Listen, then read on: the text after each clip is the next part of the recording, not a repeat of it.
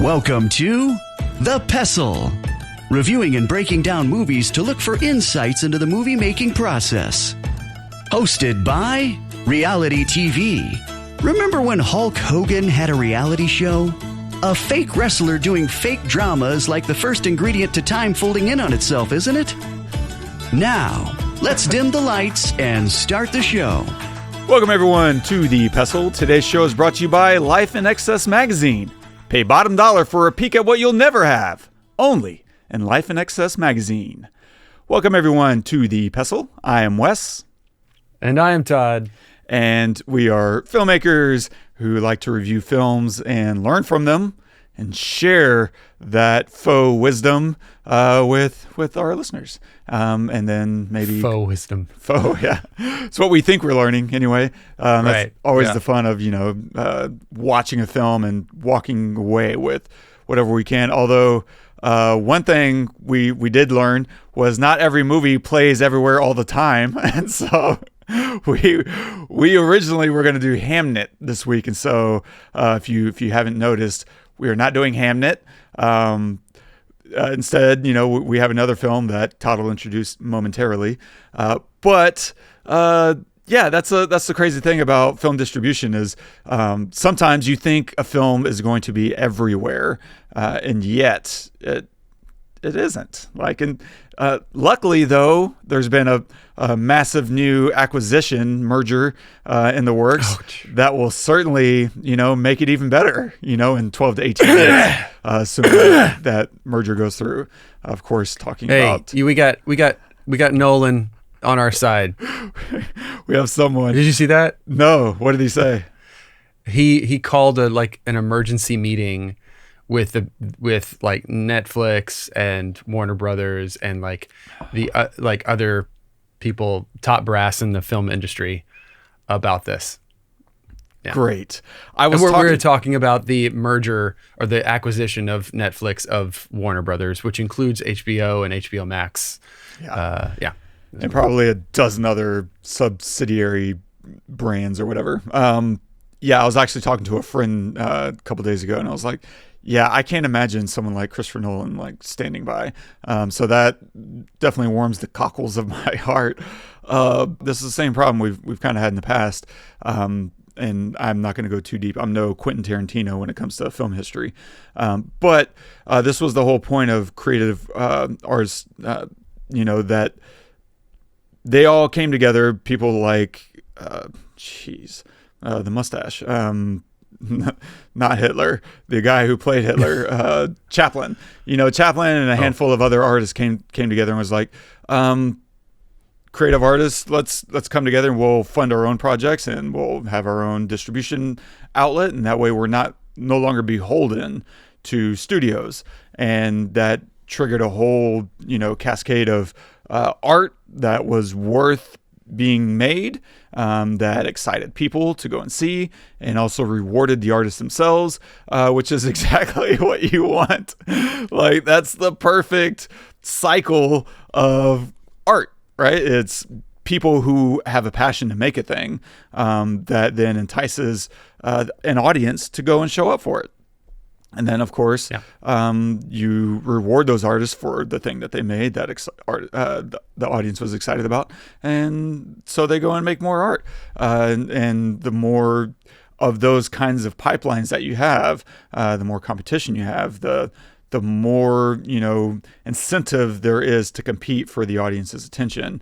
And one of the big problems that we're experiencing now is, of course, the contraction. And this has been bothering me for a really long time, way before this, way before Disney bought Star Wars and Marvel, was just this constant consolidation. This has been going on in our world for a long time now, since Google became Google and started buying up companies. I was like, yeah, where does that go? And this is kind of where I thought it would go. It's, just fewer and fewer places out there creating. And in corporate America, that became dangerous to me just because you no longer had companies that were interested in making things for the love of making them. Instead, the whole goal was to create a company that you would then sell and leave. Yeah.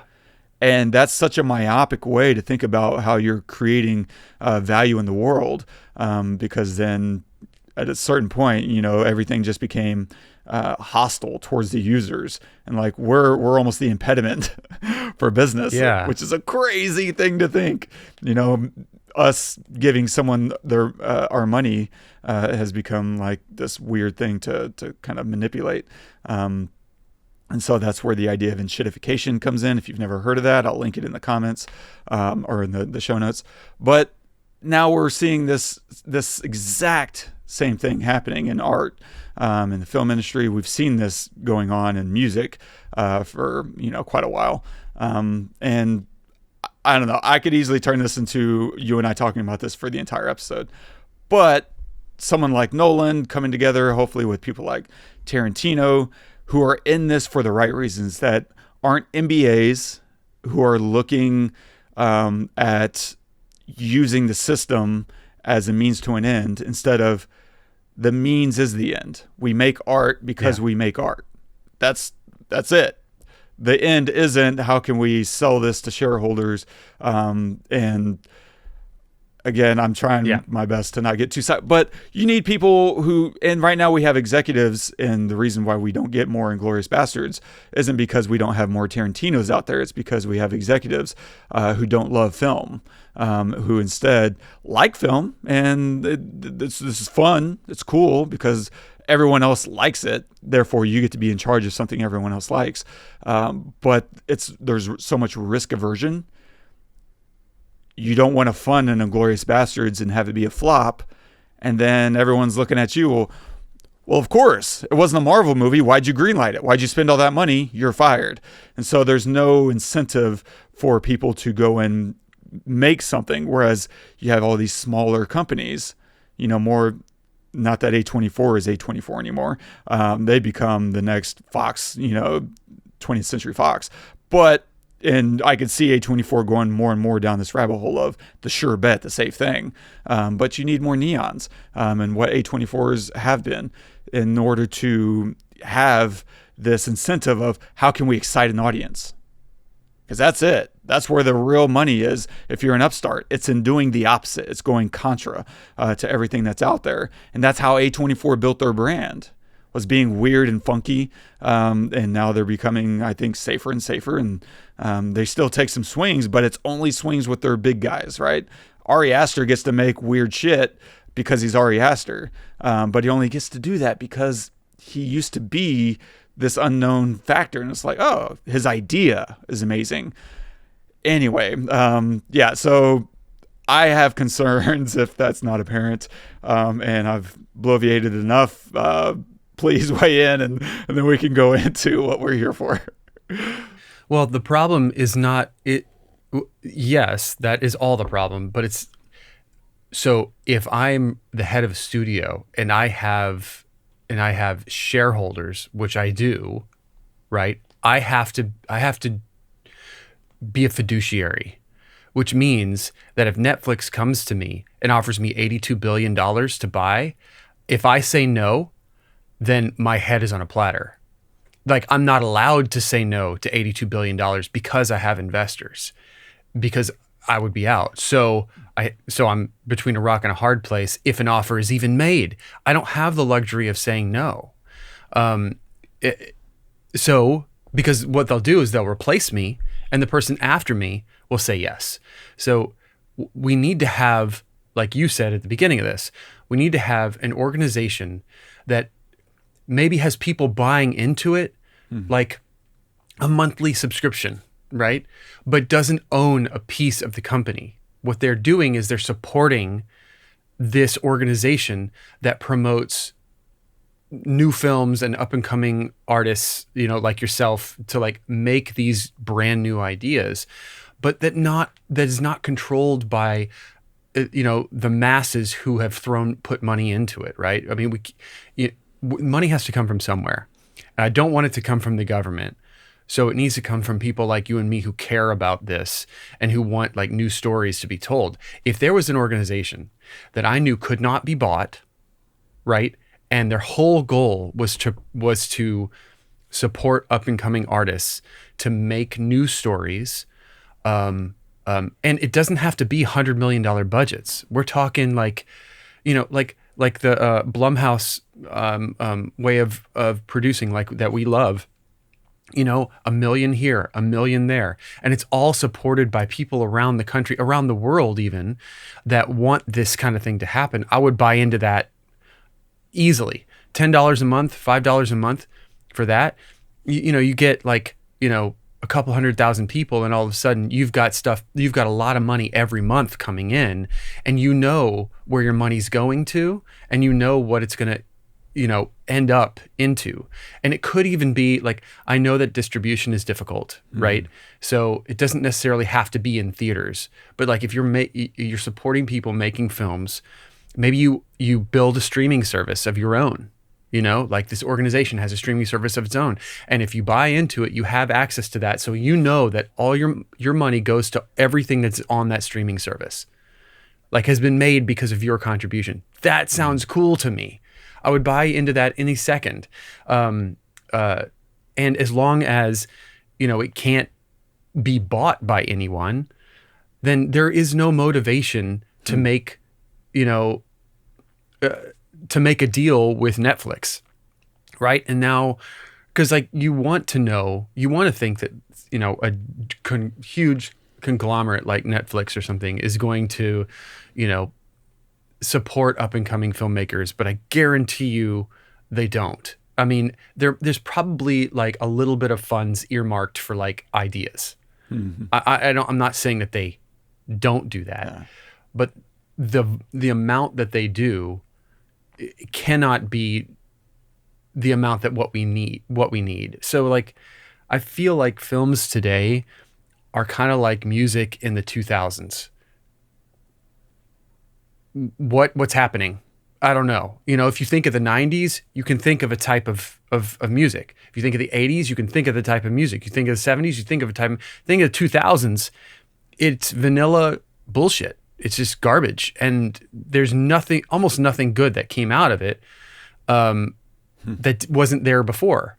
So that's kind of what I feel like now, and we have the important directors who are doing important things now. We do have good stuff from Nolan, from Villeneuve, like we do have good stuff from Fincher, but it's like 12 guys holding up, quality in this medium that, has had huge strides. I mean, one of the reasons I love the movie that we're doing today is because a lot of it is centered around film and cinema, where it used to be, and now where it is. And we see this kind of like, like merger between the two. And so it's come a long way. So to be watching it and think, I saw that 20 years ago, and they did it better then, like, doesn't bode well for the medium, honestly. So anyway, I'll stop too.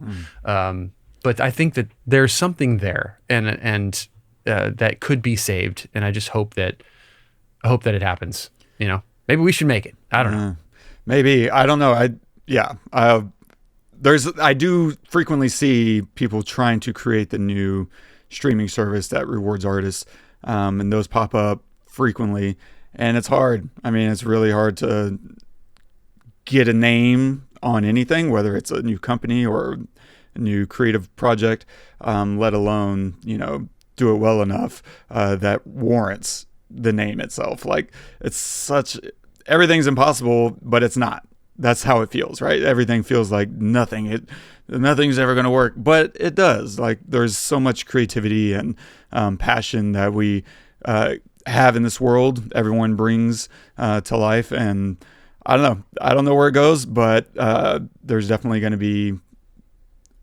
It'll probably get a little darker before it gets brighter. Agreed. That's the deal. But I think as long as people still love the medium, they're still watching movies from the 90s and listening to music from the 90s, that's going to be a guiding beacon, and maybe we'll circle back to these things that give us, so much inspiration. I don't know, maybe. And I think the last thing I'll say is I think that like, I think that it almost doesn't matter, and this isn't the case. It does matter, but it almost doesn't matter that there are incredible things made. What matters is the motivation behind making those things.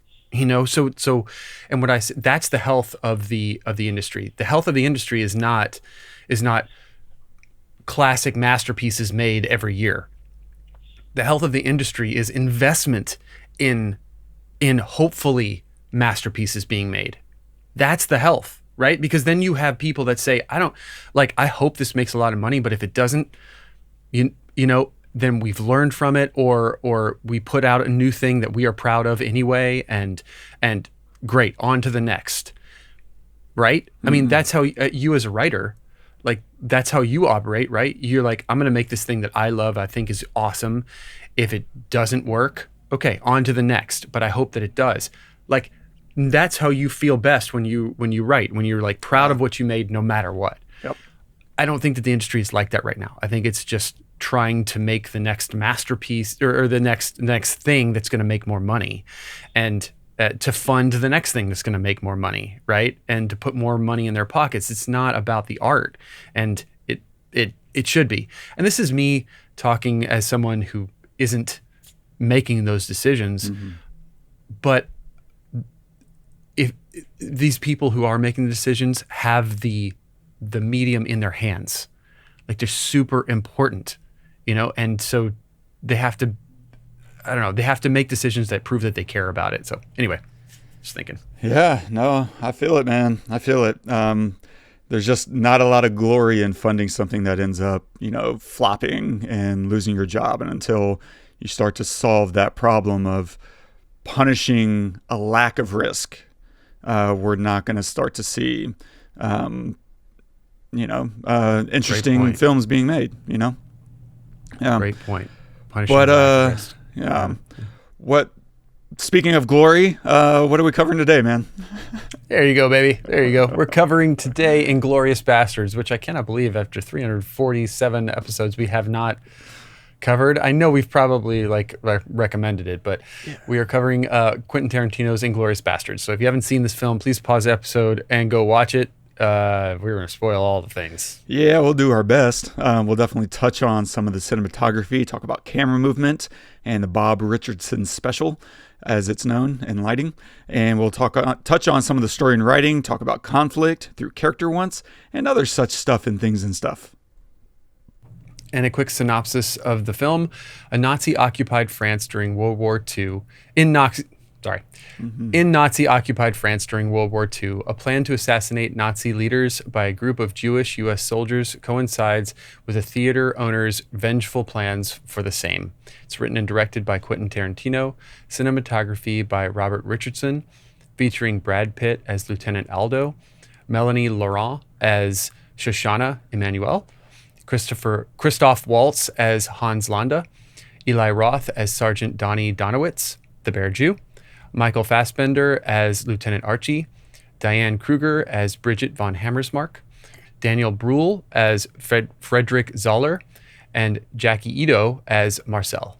And no soundbite, mostly because I ran out of time. I was just like, I don't know. I slept late. Dude, this came out in 2009, which really jacked my head up. I thought this was mid 2010s. And so 16 years later, verging on 17, what do you think? Man, this classic Tarantino is, I mean, we've already done our favorite, Tarantino films. This is at the top of both of ours. It's, I would say, it's my favorite Tarantino film for a lot of reasons. I think the writing is genius. It's just brilliant. And it's so character driven. You can completely tell. The way that it opens is literally one of the greatest opening scenes of any film that I've ever seen, to me. It's unreal. No music. It's just, we are there, at least, in the cabin. And I mean, Christoph Waltz is, I mean, I honestly like is one of my favorite performances of all time as Landa, and him in that cabin. You just can feel everything. I mean, the camera movement is genius. The lighting is perfect. The tension that's created because of lack of music, because of Landa's Waltz's performance, it just is palpable. I mean, you can feel it. You know, you can taste it even. It's just when he drinks the milk, like I feel like I can taste the milk. Like it's cinema at its best because I feel like I'm experiencing it myself.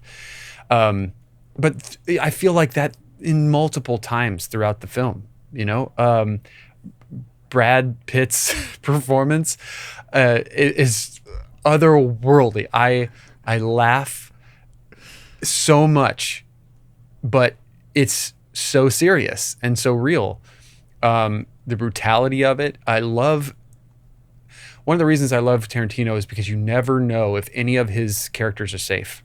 Mm-hmm. And a lot of times they aren't. Because so many times in movies, you're like, how's he going to get out of this? I don't know, but he is. You know? And isn't it so fun? I never feel like that here. That you don't feel like they're safe, but his whole job is to make you love them so much that you want them to be safe. Yes, that's a perfect way to put it. Exactly. I don't want to see Brad Pitt die. Or Lieutenant Aldo die, because I love what's going on. And then I had this other thought too of there's this dichotomy I think that he's giving to us of, you know, war is terrible, the Nazis, what they're doing is terrible, and yet you've got this, you know, this group, this band of men going and scalping people. Just forget for a second that they're Nazis. There's a, you know, that's pretty brutal. Then you add Nazi to it and you're thinking, oh, okay, well, they deserve it. And like, yeah, but then you feel like, oh man, I'm saying I'm happy that people are getting murdered. It doesn't just forget the fact that they're Nazis and just think of them as people. And you're just like, oh, so I just feel a little like, oh, you know, I don't know what to think here, but because I feel pretty good about it, especially at the end, you know, with the ending of the explosion and stuff of the theater and the fire and everything. And, you know, it's one of the most like fulfilling feelings that I've had watching a film. Like, I feel like, oh my gosh, you have righted history. Like this huge blemish on us as human beings. You have fixed a lot of it in this story by changing it. And I think that some people have like given him, you know, crap about like changing history and stuff like that, whatever. I love it. Like, why not? You know, play with it. You know, that nobody else has done that. Like, play with it. Why not? And everybody wants to see it. I mean, all the right people want to see it. I mean, there's good people on both sides. Just kidding. And so all of these scenes that just, they feel palpable and like you're in them. The performances are perfect from everyone the whole time. I never feel like I'm out of it. And I think a lot of that has to do also with the cinematography and the camera work. I mean, that opening scene, it's a masterful choice because you have a 360 around the table. You can go anywhere from any angle, up, down, you know, a two shot. You can do over the shoulder, dirty. You can do like between them. And he uses all of that throughout. You know, you start from the door, you come from the left side, you come from the right side. There is no 180 rule, essentially, not that I noticed, and which kind of makes you feel a little bit like you're not safe. You know, I'm not static. I'm not like, I know where I'm going to be. No, now I'm going to be from this angle. Now I'm going to be from this angle. So there's no rules. It feels dangerous. I love it. You just never know what you're going to get from Tarantino, and this film is like one of my favorites. Dude, agreed. Like the cinematography is fantastic, but pausing on that idea for a moment. What really surprises me revisiting this, and I haven't seen it a lot. I saw it in theaters, and then I waited probably a good 7-8 years and saw someone had it in their home library, and I was like, yeah, I'll pop this in, and ended up just sitting, for 2.5 hours and watching it again. I was like, man, it's just so good. And it's that opening scene just is unbelievable. It's just gripping, but it's also a template for most of the movie in the sense of this is really a dialogue movie and short bursts of violence.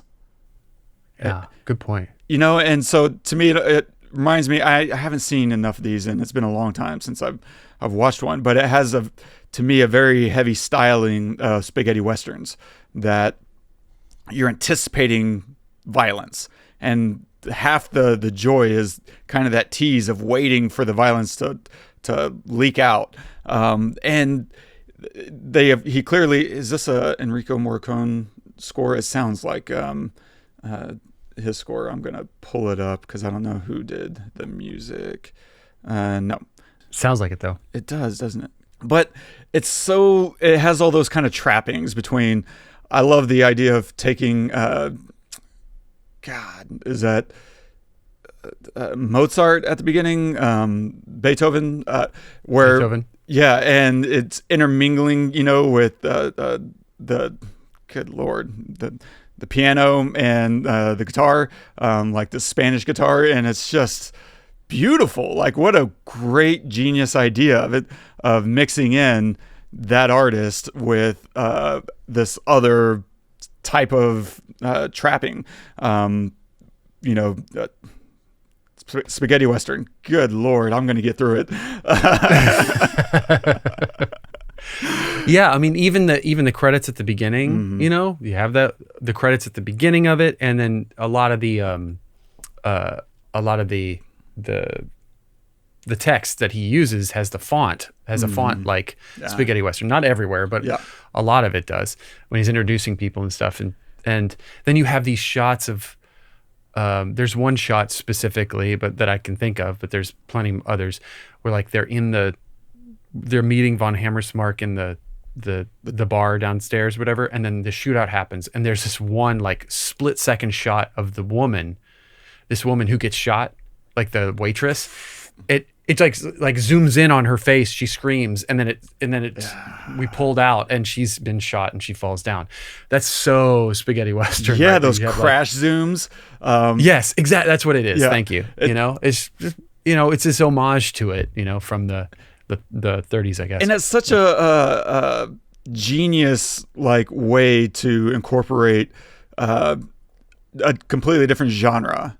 Like, here we are in World War II and whatever this is, this like late 30s, early 40s, and meshing that with, 60s, 70s era filmmaking, because the tones are just so different. You don't walk into a World War II film expecting a Mexican standoff. Like, that's what? And then, I mean, this is the genius of Tarantino, is also going into his like exploitation love, right, of 70s exploitation films. So like, let's introduce Stieglitz, and then you have this freeze frame with these bold super text and superimposed on the Stieglitz himself, and then we'll do a flashback, and it's just loud and abrasive. And so there's just, even as there's tension, like even in that opening scene, we have all this tension of this interview, because as soon as you set like part one, Once Upon a Time in Nazi occupied France, you're like, oh, got it. This is what we're in for. It just sets the tension right away with this expectation of, we're going to see Germans doing very evil things. We're going to see a bunch of people trying to survive it. Got it. So as soon as we see this family, and then Germans arrive, nothing but expectations of violence. And so you're waiting and you're waiting. And yet he's using these little undertones of humor of that. It's so subtle that you can even argue if it's humor or not. I have to assume it is, whenever he's running the subtitles and not translating certain subtitles. Like, they'll say merci, and then on the subtitle say merci. Like, what? Oh, okay.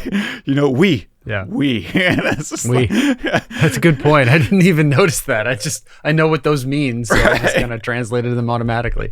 Great point. It's a funny little, like, okay, this is serious, but there's some other level of humor, and he whips out the big pipe. And so there's this humor level of Tarantino's that's just going to carry through everything. But the thing that really surprised me is how little violence there is. It's all of the expectation and the anticipation of violence. But Tarantino is so good at dialogue that for me, I really enjoy just sitting with these characters and having that cat and mouse game of we're teasing out the violence and what we know and when we know it.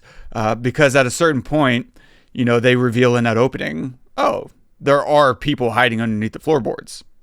Great. So not only is this meeting already filled with tension, now we know there is actual risk beyond just dealing with Nazis. Now we're waiting for the Nazis to find these Jewish people. Great. And so he finds these little ways to heighten it so that you're not just sitting through dialogue. You're waiting for the other card to drop, or the other shoe to drop, the card to flip over, and everything to be revealed in the worst way possible.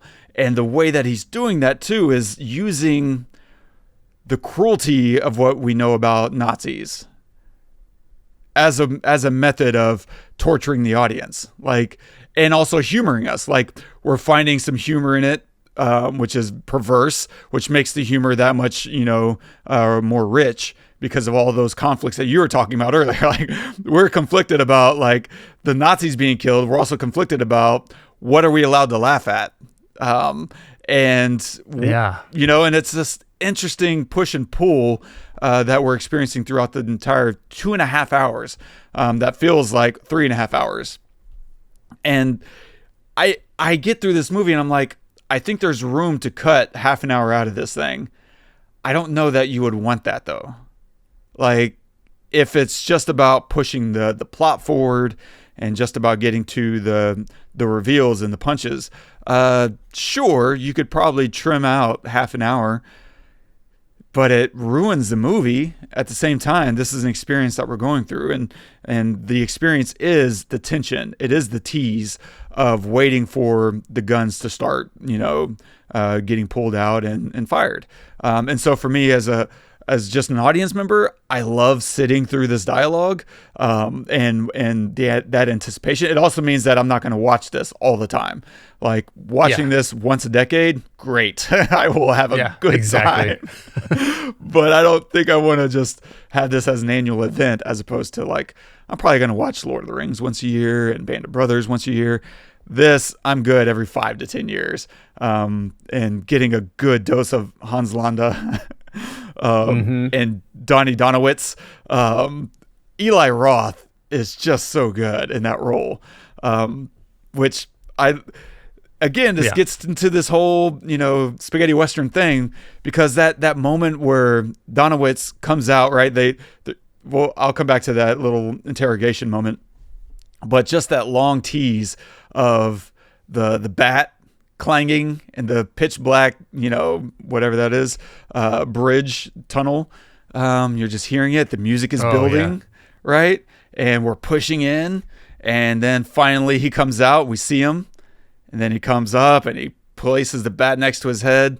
And there's this very romantic notion that they're teasing out of this guy who's going willingly to his death in honor of his country. And there's almost like a respect that you're starting to garner for this German Nazi that is just refusing to go with compliance. And, oh, you got an award. What's that for? Bravery, right? And it's just like this beautiful moment of like almost begrudging respect. And then they just beat the shit out of this guy. and then Donowitz like is so funny because he suddenly goes from like this hulking like beast of a guy to like bit of a ham, right? He starts hamming it up, and he's got this New York kind of accent, and Donnie knocked it out of the park, and it's just so hammed up, and it's beautiful. What a great turn of character to go from this kind of monster guy that he's just one of the guys. He's a silly dude from New York, and he's got a big personality, and you know what? He can't actually swing that bat, but when you swing it against someone's face, it's not a lot to go wrong there. Yeah, I don't know. I'll pause for a second because there's just so many great things happening.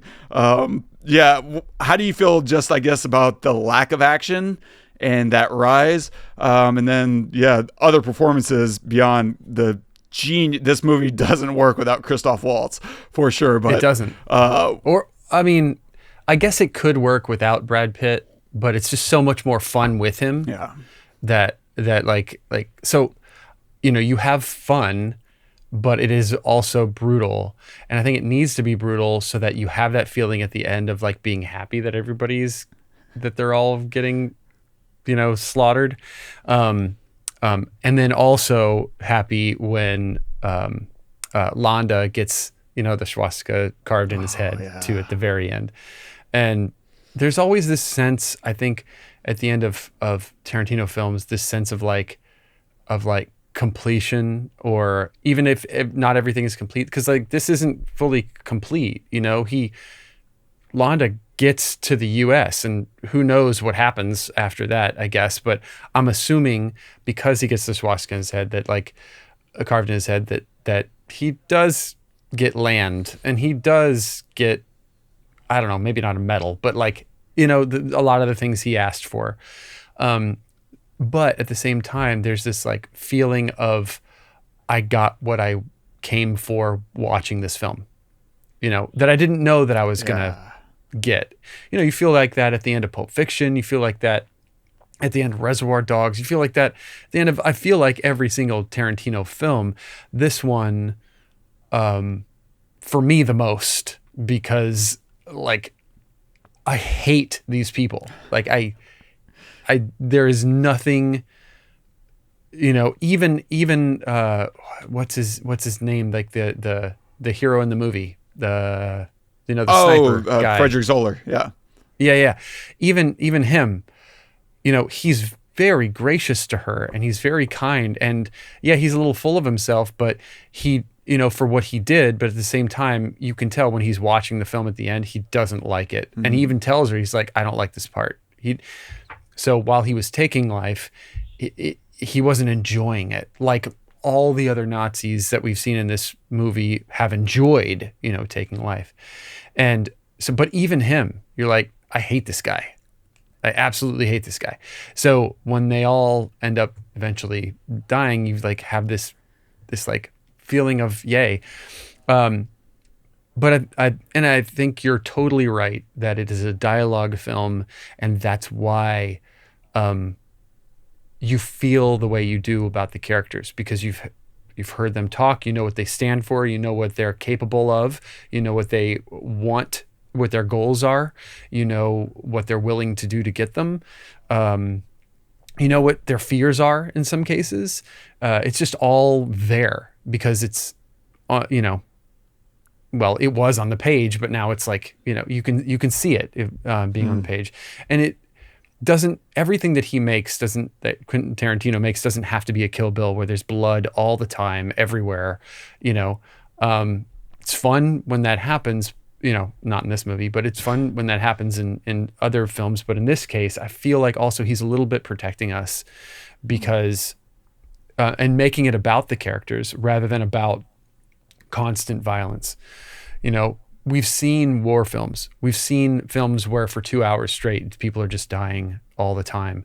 And it gets so exhausting because it's emotionally draining to see that. And honestly, if you see that a lot, then you become desensitized to it in that 2 hour block or 2.5 hour block.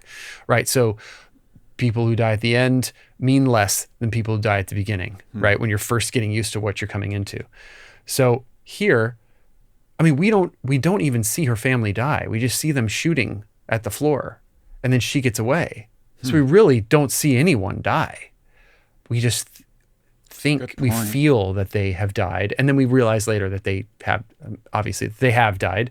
But he introduces these things, these like violent things happen, and then we back away. We have conversations with other characters. Then a violent thing happens, then we back away. It's almost like he's like spoon feeding us a little bit so that we can handle it, so that at the end, it's the things that happen, like when she dies at the end, when he shoots her in the projection room. Yeah. Like, oh my, that hurt so bad, because I love her so much, and I love her just like, you know, her goals, because we've lived with her so long. We've gone through these difficult things with her, like when she's sitting at the table with Landa and eating the strudel. Brutal. I mean, we've gone through all of this with her, and to see her die is just, it's heartbreaking. And I think if we were to see a lot more deaths before then, we saw a lot, but not for the entirety, it wouldn't have had the impact, right? Yeah. So you're totally right. The bursts of violence, bursts of death, and then back away, bursts of death, back away. It's brilliant. It's that's partially why it's unlike any other movie like this that I've seen, because I feel like he's taking care of us, you know, through the film. He's like, I'm going to give you stuff that's going to mess you up, but at the same time, I got you. You know, I'm going to give you this in a way that you can receive it the way I want you to receive it. Yeah. That's such a good point about, like, we never saw the family at the beginning die. Like, we know they died, but we didn't have to viscerally experience it the way we have to viscerally experience the rest of the deaths. Every time a Nazi dies, you really get to enjoy that.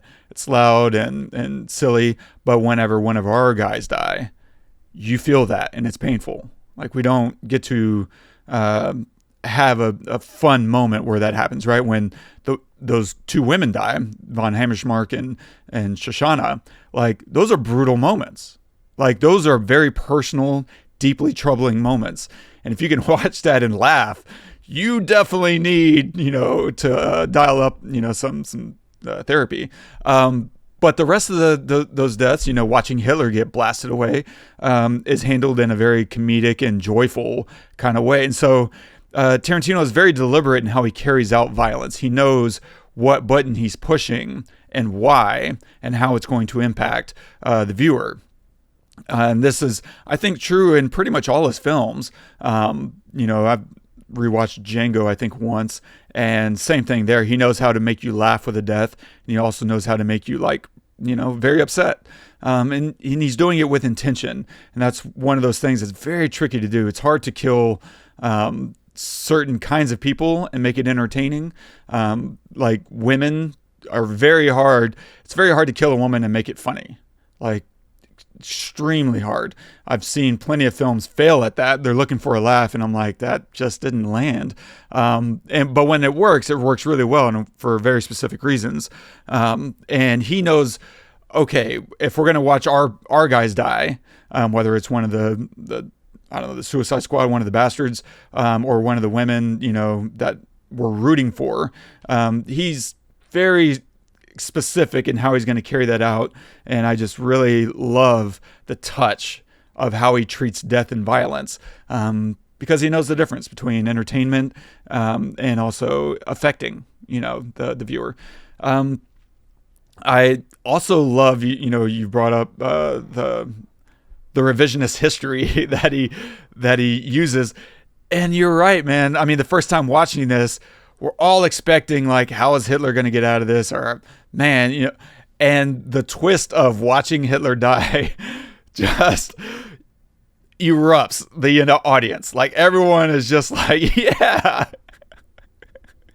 That's such... If you didn't feel good about the world before, go watch this in a theater and see everyone erupt in happiness. Yeah, good point. It's so much fun. And he knows, because we all always want to, like, change history and right the wrongs, and having it happening in a way that is just both unexpected, but also, you know, you buy into it for the sake of the story, is just a genius twist, and why he works, why Tarantino works, because he built this bomb in a very, intentional way so that you're funny. There's so many moments of humor and also so many severe moments that it could go either way. And when it goes that way, it feels obvious in hindsight.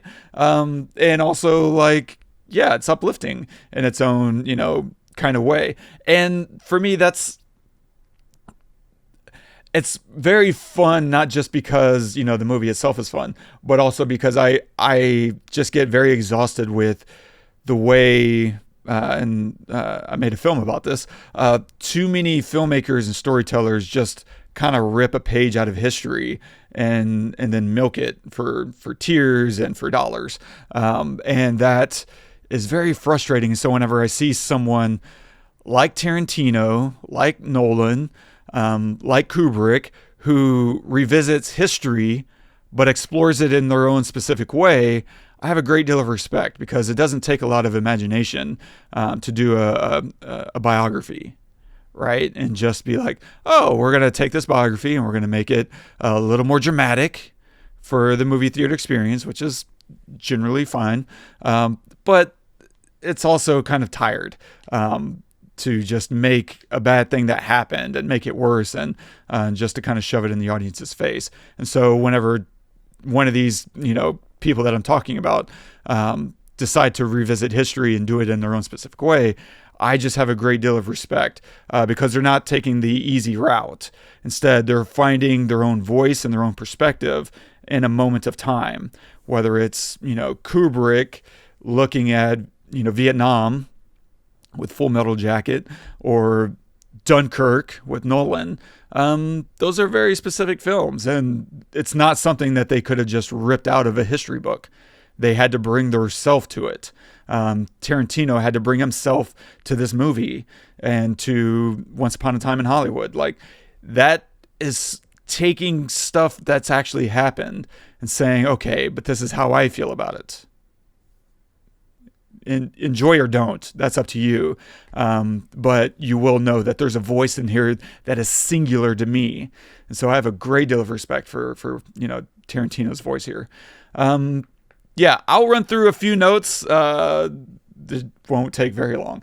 But cinematography wise, Bob Richardson, he has a very specific look. If you watch, if you go through his catalog, you'll know that he likes a lot of hazy highlights, and he has what's called, generally what I hear called, the Bob Richardson special, which is where you bounce a light. And I tried to reference this on our Ocean's 11 episode, and that went awry. If you followed up with the episode we did after that, I think was Black Bag maybe. But this one is an actual Bob Richardson special, which is where he's bouncing a light off the table. If you look at part 1, right, Once Upon a Time in Nazi-occupied France, and that interview going on inside the house, you'll see that the table is very hot. Like, the highlights are blowing out a bit. Like, the milk is losing texture whenever you talk about highlights being blown out or blacks being crushed. You're just talking about you're losing detail in the highlights and the lowlights. The shadows, you can't see anything. It's just pure black. The highlights, you can't really see anything. It just becomes pure white. And he uses that bounce off the table, and it's blowing out because in order to see the details on their faces, or to get it closer to middle gray, then you have to overexpose the table, because that's now your light source. The source of light is now effectively coming from the table. And it's just filling the room with light, filling their faces with light. And depending on the angle, I think there's probably some added light to sometimes soften it. But in those 2 shots, there may not be a ton of added light. It's, I think, mostly coming from the table. And it's adding this uplight too, which is really interesting in this context, because to me, I think uplight, I think campfire light, I think monster stories, I think monsters. And so you have those angles of light coming up from below, then you have these weird shadows that distorts people's faces. And it's like this horror lighting that you're watching as you're watching this interview. And it's beautiful contextually. But then it also, I don't know, it looks really interesting. And then because of the way light works, the fall off is very quick. The further away you get from our two actors, like the rest of the room becomes darker and darker. So you have this very beautiful salt and pepper effect that's happening, where you have a nice hot spot in the middle. You have a nice middle gray, maybe slightly below middle gray on their faces. And then it fades off into like black. And then on the edges, they're adding some highlights, like whether that's coming through the windows or they're just kind of fabricating it with the light on the roof or in the ceiling, kind of beaming down to add some highlights to give a little bit more like salt and pepper and texture to the rest of the room, dimension, I guess, more specifically. It's beautiful. This isn't hard to do. That's the other crazy thing. Like, he puts a light on the ceiling, shoots it straight down onto the table, and maybe blocks it a little bit around the edges to make it a spotlight. And that's it. Just make it a really hot light. And I love it. The other thing I love that they're doing throughout this movie is the camera movement. It's often so restrained. And in that scene in particular, they do actually have a nice 180 line in that scene, at least, where they eventually break it. And that's a really nice moment because you feel something shifting in the scene. And this is, I think, a little bit before he breaks out the comically large pipe. But that's where the line of questioning begins to shift, maybe towards English, which is a genius move. Because watching this, I'm like, he has that line where we've exhausted the extent of my French, and he's using like superb French as he says it. Uh-huh. And you're just like, that's weird. But then as the conclusion of that little scene happens, you realize he reveals, I assume that because of the way you're speaking, that they don't speak French. And he's like, yes. Or that they don't speak English. And he's like, yeah. Oh, God. Okay. Then it's all become clear. Like, this is one very specific laid out game that Hans Landa has been playing this whole time. And that's a brutal reveal because not only are they about to die, but they don't even know that now that he switched back to French, they think they're safe, which is this extra perverse little wrinkle. But that said, the use of camera movement is just so good. And I wish what I love is how restrained they are. Like, there's a lot of holding still. And when you do that, you create space for movement. If you're always moving the camera, then what's it matter? What does a camera movement mean? Right? If everyone's the best, then no one is the best. And if you're always moving the camera, then you can't add emphasis by moving the camera.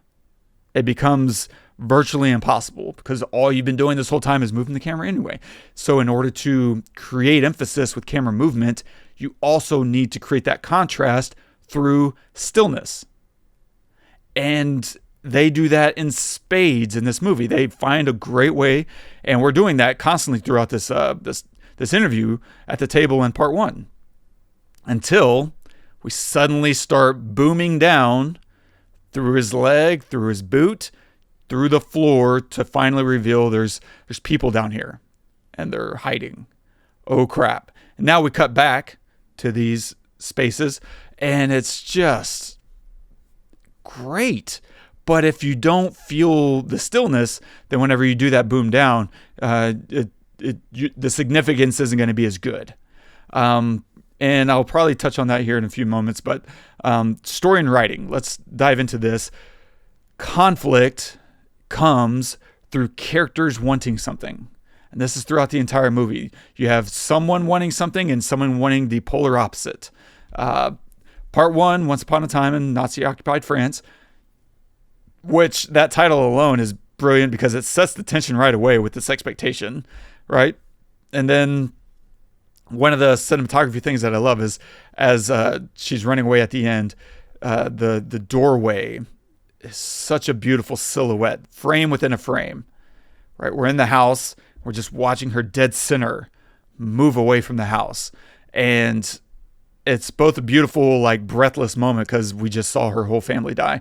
And now it's almost like she's being sighted up in the door frame. Can she get away fast enough? And then we see Hans Landa poke out. cider, until we meet again, and how right he is. But the whole setup of that scene is two people wanting something, right? We have a man hiding a Jewish family, trying to protect them, and we have a man looking for the Jewish family to kill them. Nothing could be stronger in once. They both want the exact same thing in like this yin and yang kind of way, the polar opposites. So there's perfect contrast that creates conflict. And of course, we also know who has the upper hand. It's the guy with the guns. And we'll see how that plays out later in the film, I guess, with the tavern scene where two guys have guns. And what do you do now? But in part 2, Inglorious Basterds, there's the whole sequence is set up. Aldo is delivering a speech that's setting up our expectation of what they're here to do. And yet we don't really get to see them do it yet, right? But it's entertaining. It's full of character and also wish fulfillment, because we're like, yeah, we would love a team of guys going over and to Nazi-occupied France and just killing Nazis. This is what could be greater in a World War II film, is this kind of wish fulfillment. And then, of course, as he finishes what they're going to be doing, and it's going to fill those Nazis with fear. Cut to Hitler and this kind of downfall, echo of Hitler just screaming, no, like, this is terrible. We can't have them running around and causing all this fear, blah, blah, blah. But later, we have Aldo interrogating the prisoner, Warner, right? He brings him over. And this is another simple conflict, two people wanting polar opposite things, which couldn't be easier. One guy wants information that the other doesn't want to give. Easy. But we also know why they want these things, right? Obviously the Nazi doesn't want to give up his people. And this guy, we already know, we've established, he's willing to do anything to get it. And so one of these things is going to give, especially if you open that sequence with watching, people's, that special effect of watching that. It's hard to even say it out loud. Yeah, I know. It's so disturbing. But what a crazy effect. I assume they just shaved someone's head and then put hair effects on them that you could then like peel away. That's just genius. And oh my gosh, horrible. But it's something that you and I could technically do if, we knew the right person that knows how to do special effects. But it's not an egregiously expensive effect is my point there. Not that I have any intention of actually replaying that. Not writing anything like that in the script. No.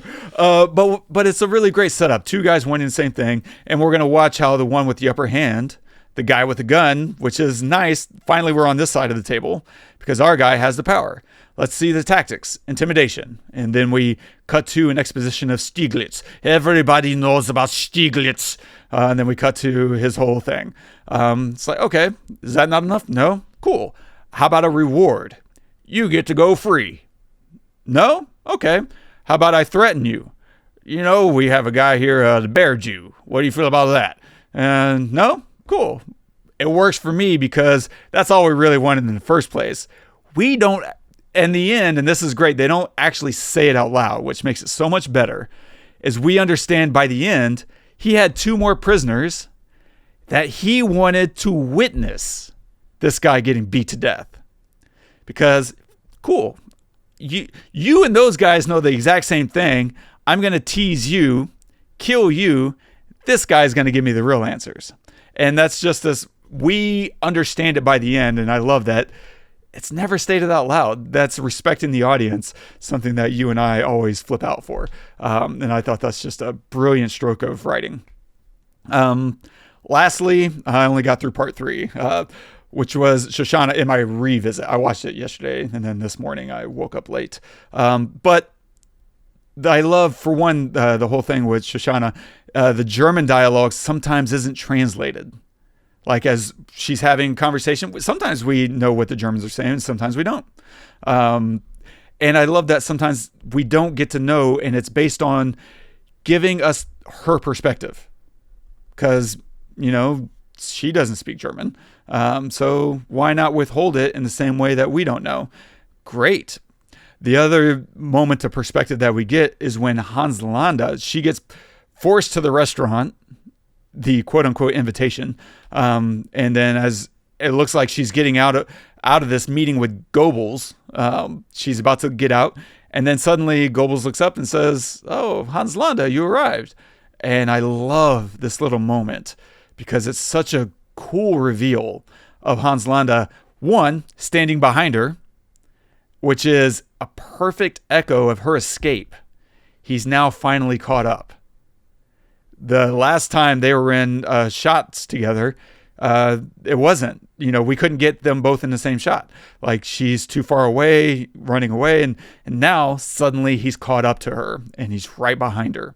And that's a beautiful reveal. But the way that Tarantino does it is so good. We say his name, boom, cut to his silhouette and her reaction, right? He's standing right over. We don't see his face, just her reaction to the name and the fact that he's behind her, coupled with this score, this heavy kick that is just filling up the silence. We haven't had music in a while, and suddenly music is here, and it's threatening, and it's exciting, and it's just like full of possibility, which is, in factoring with Landa, not a good possibility. And it's great. I also love that as that whole little moment plays out, we slow push on Shoshana at the table while Goebbels is talking to Landa about questioning her. Yeah, I just need to ask her some questions. And we've already seen him politely question someone else, and it killed her family.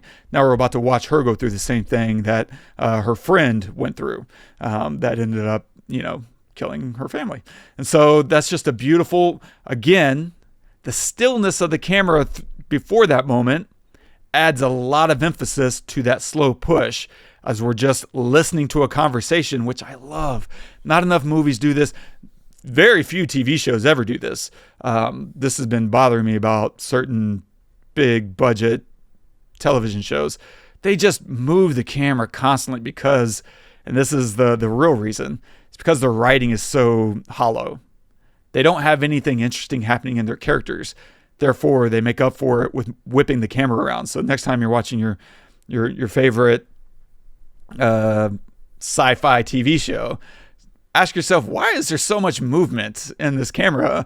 It's because the characters are just shouting and yelling things because they're forcing drama.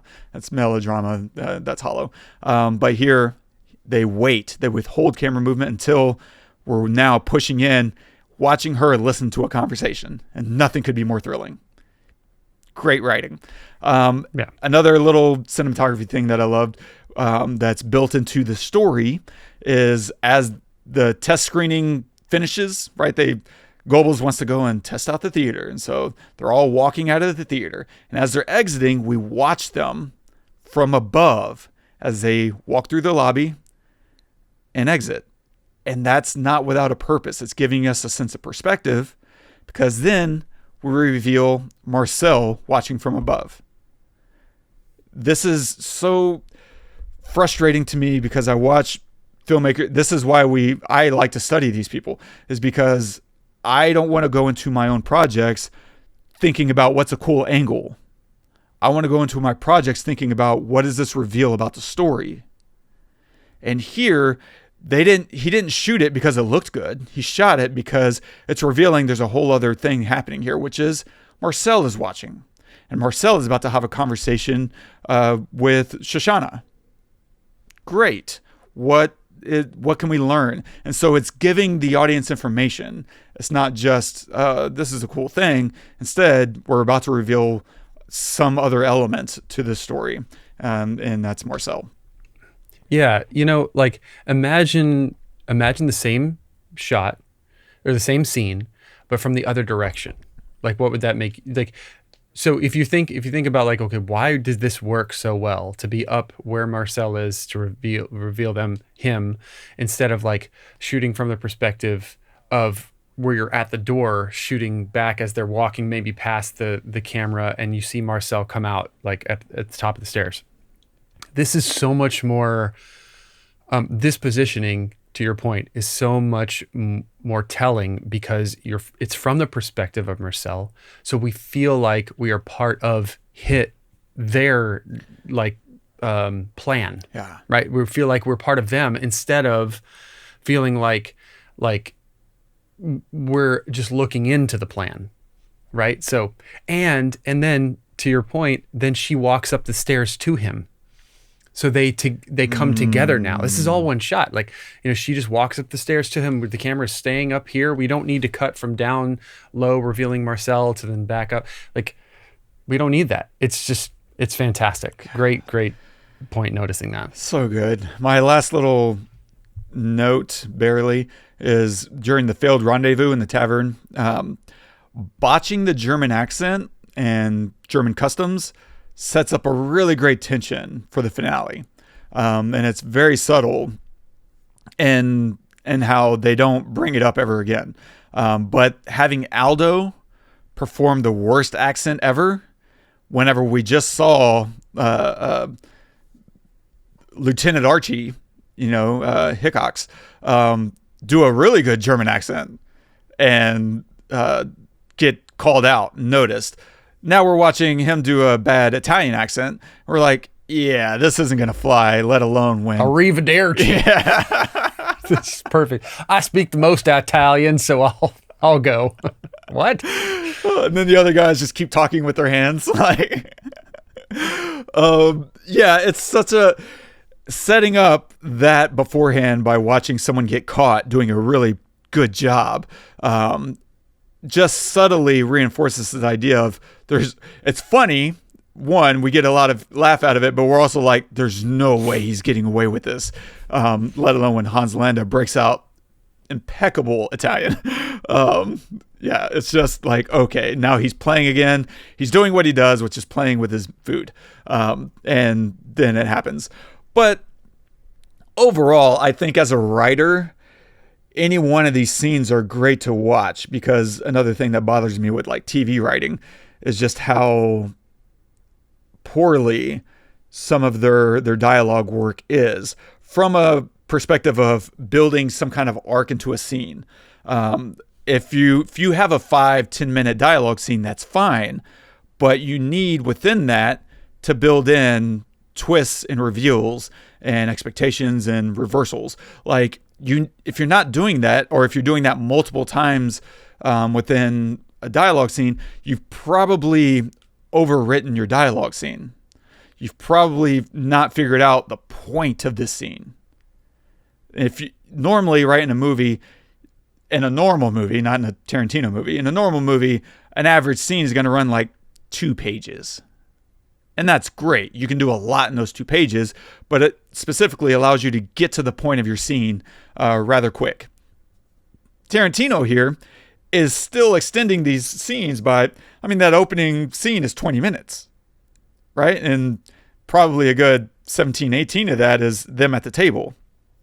And that's great. And you should be able to study that to see the rhythm of that scene unfold in multiple layers. You'll see how it feels like maybe this guy's going to get away with this thing. Like, he's got family and you're rooting for him. And you just to be able to study all these scenes for how they're setting up expectations, creating little twists, and then having payoffs in a number of ways is worth watching in isolation, not as a whole. Just like say, okay, I'm going to sit down and study the tavern scene. Great. And watch how this all unfolds. How do they set it up and how do they pay it off? Great. And that whole sequence will reveal so much about what makes for a compelling moment of dialogue, for sure, but also how to go about it in a way that's going to create interest for the audience, tension, and make it just an overall good experience that you will respect as an audience member, not just feel like, oh, this is all whatever exposition for the sake of exposition. No, we're playing games here in a number of ways. Anyway, Yeah. Final thoughts? It's fantastic. Like you said, I don't think I could watch it again for a little while. But that's not a bad thing, you know, and I think you're totally right. Pick a scene, watch it, pick it apart, ask yourself, why do I feel how I feel during this? Analyze the lighting and look at the camera movement or lack thereof. Watch it without sound.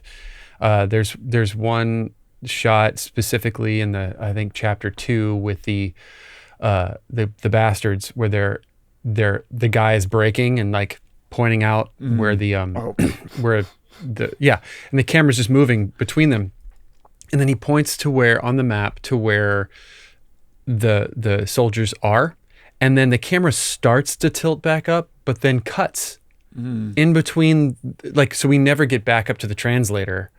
It just cuts to him in front of the Führer, whatever, in front of Hitler, telling the story or whatever. But it's funny because they don't cut with the camera on the map, and they don't cut with the camera on a person. It's moving, and it's in the middle of the moving where there's a cut. And I did not notice that until I'm like watching it right now with the sound off. And I think you just see a lot more, you see differently. So yeah, I think that's a great way to watch it, like picking a scene, pick apart, ask yourself questions, and then, you know, like they do Dutch angles a lot, you know, and why, or like these old school reveals, like how they reveal the bomb strapped to their legs, is they just like have a circle, you know, pop up to reveal the bombs, and then the circle goes away. Like only Tarantino can get away with that. Like it's just crazy. Anyway, yeah, fantastic. Oh, so good. Freaking love this movie. Nice. What are you going to recommend this week?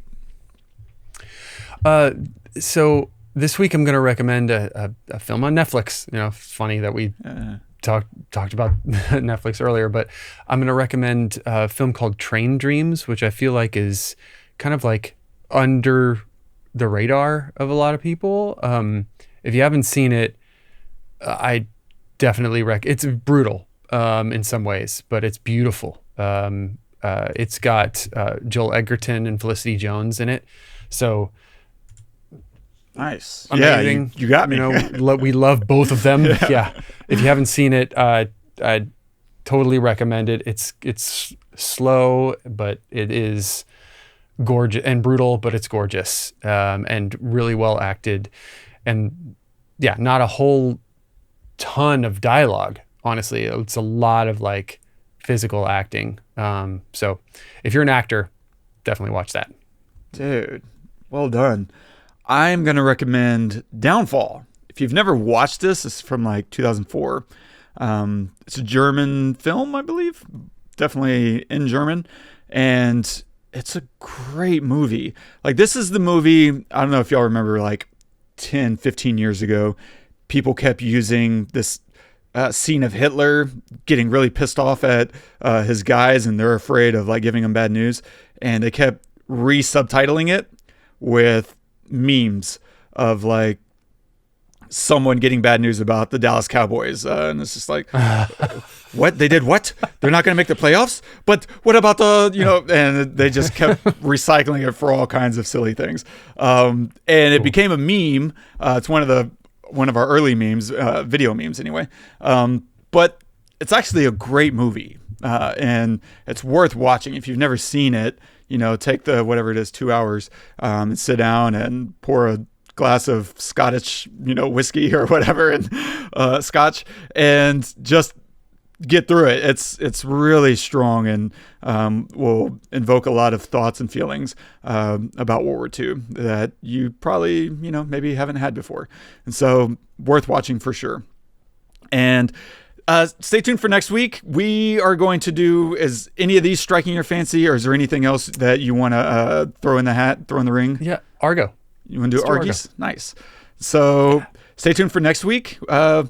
We'll go back and see, what is this? Iran, I guess. We're going to take a look at Argo, Ben Affleck, directing and I believe writing. You know, that movie, Best Picture winner of, what is that? 2000. Test. 2012. I'm going with 2012. I'm going to say 11 just to be a dissenter. Nice. I think the artist is 2011. Okay. Nice. Yeah. Let's see. Let's go with it. Ooh, 2012, baby. Oh, nice. Well done. Well done. So, yeah, stay tuned for that. And if you're enjoying the show, don't forget, subscribe, drop us a review, leave us a note. There's something you want us to cover. And if you want to leave a note on this episode, you can do that at thepestlepodcast.com/Inglorious Basterds. And our quote of the day is from Joan of Arc. You say that you're my judge. I do not know if you are, but take good heed not to judge me ill, because you would put yourself in great peril.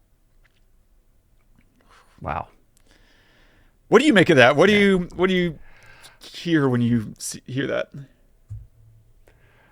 I mean,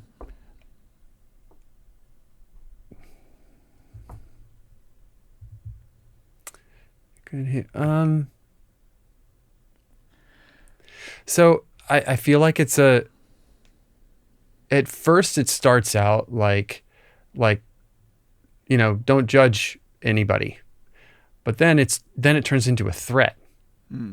So it's like someone who, she's not going to be a pushover, she's not going to take it. It's not like she's saying, don't judge me. She's saying, if you judge me, you're going to regret it. That's like a aggressive kind of way of saying, stay in your lane kind of thing, which I guess, analyzing it, I would expect that from someone like Joan of Arc, who's, obviously very famous. But I guess that's what I take from it. Yeah, that is cool. Agreed. It's really intense. And one, I wanted to use Joan of Arc, so I just kind of went looking for a quote. And this one I just thought was interesting because she's French. And I also really like the idea that she was standing up for something she believed in, and refused to cower down at any point, right? Burned at the stake is pretty brutal. And if you've never seen the French film Joan of Arc, it's from the 60s. And it's a transcription. Like, they have that whole trial transcribed, so you can actually see what happened in that courtroom. And it's brutal. And that film is the transcription. They use the transcript for that film. So, as you're watching it, it's intense. But I completely agree. It is an interesting thing to put a threat, as you're looking at your death. And not only is she okay with dying for what she believes in, she's also letting them know, like, you know what? You're saying you're my judge. She, being religious, right? This is a whole religious issue, is sitting there saying, like, I don't know that that's true. I have a higher judge, is the implication. But also saying that if you're wrong, if you're judging me improperly, you yourself are going to come under the same level of judgment that you're putting on me. And that's the crazy thing about people with power. And that was the other element that really made me think, is she was talking to power, right? These people with the power of life and death in their hands were treating it so wantonly. And instead of like holding it with some sense of trembling and some sense of a reverence, people with power just don't seem to do that. They just seem to think my power's here, and they take it for granted, and they have no problem like just bashing people with it. So no matter what era you're in, whether it's modern day or World War II or French, France and whatever that is, the I don't know, 1400s. Yeah.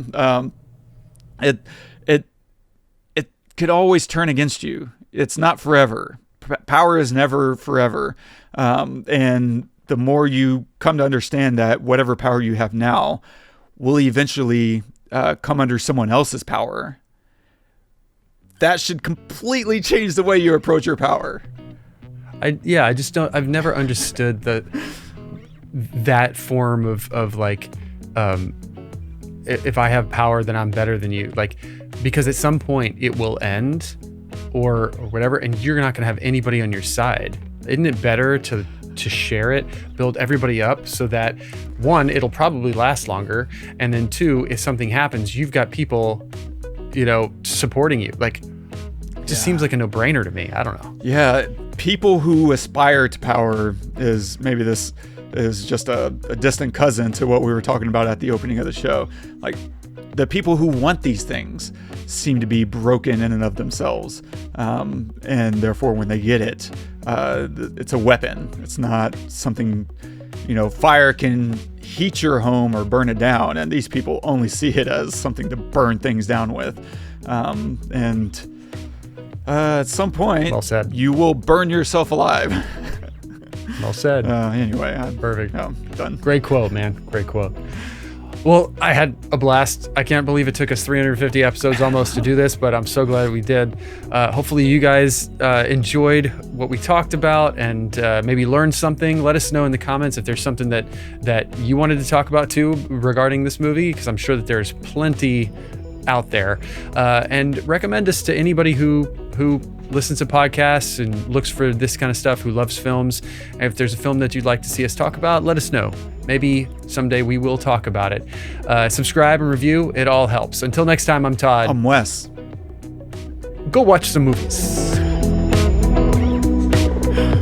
Yeah, nothing. Yeah, no. Like I'm not Hill whatever. Yeah, no. Definitely not. Yeah. I love the whole